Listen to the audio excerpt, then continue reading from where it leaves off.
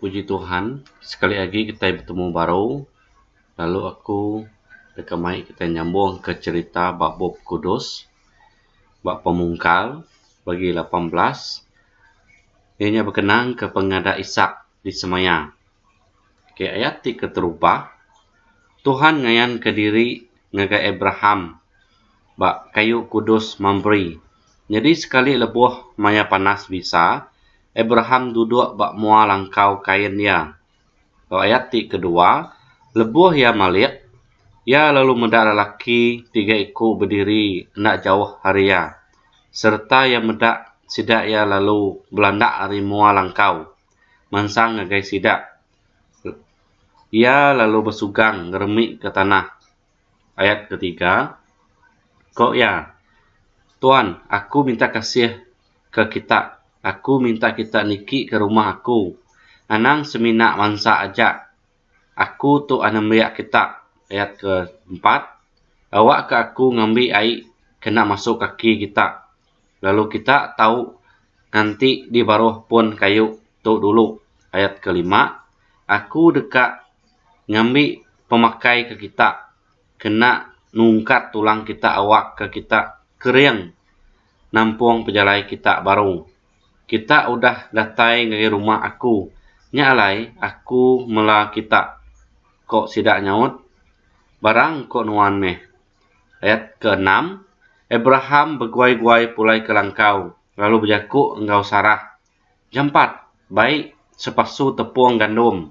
Nuan ti pemaduk manah. Lalu panggang. Gagak ke roti. Ayat ke-7. Udahnya. Ia mansang ngagai raban jalu tupik. Lalu nangkap siku anak sapi ti manah serta gemuk. Lalu ngasuh kuli ya mela anak sapinya engkau jampat. Ke-8.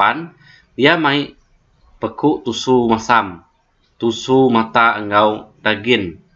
Lalu dibantai ke ya bak mua sidak. Lebuh sidak makai. Ia berdiri semak sidak di baruh pun kayunya. Ayat ke-9. Udahnya sidak nanya ya, ni bini nuan Sarah? Disaut ya. Dia meh ya dalam langkau kain. Lalu ayat ke-10. Kok temuainya, aku madah ke nuan. Aku dekat datai baru. Bak timpuh ti udah diletak. Lalu bini nuan Sarah dekat ngada ke siku anak lelaki. Jadi Sarah mendiang ke sidak ari dalam langkau. Ayat ke-11. Abraham seruai Sarah belak nyau tuai bendal. Lalu Sarah megak nadai agi datai kain. Ayat ke-12. Nyalai Sarah ketawa dalam hati diri. Kok ya, aku nyau udah kelalu tuai alai beranak. Dini aku bisik pengerindu agi. Nambah kenyak. Lelaki aku megak nyau udah tuai bendal. Ayat ke-13. Udahnya Tuhan nanya Abraham. Nama kebuah Sarah ketawa serta berjakuk. Kati aku ulih beranak lebuh umurnya udah kelalu tuai. Ayat ke-14. Kati utai bisi mar bak Tuhan. Bak maya ti udah diletak.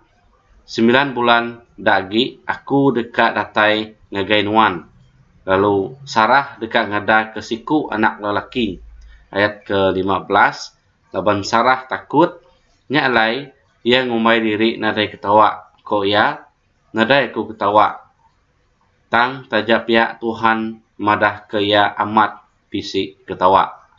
Lalu tu aja cerita kita berkenang ke pengada Ishak ti di semaya. Lalu harap ke kita oleh mendiang serta nemu ke ceritanya tadi. Nyalai harap ke kita boleh bertemu baru. Puji Tuhan.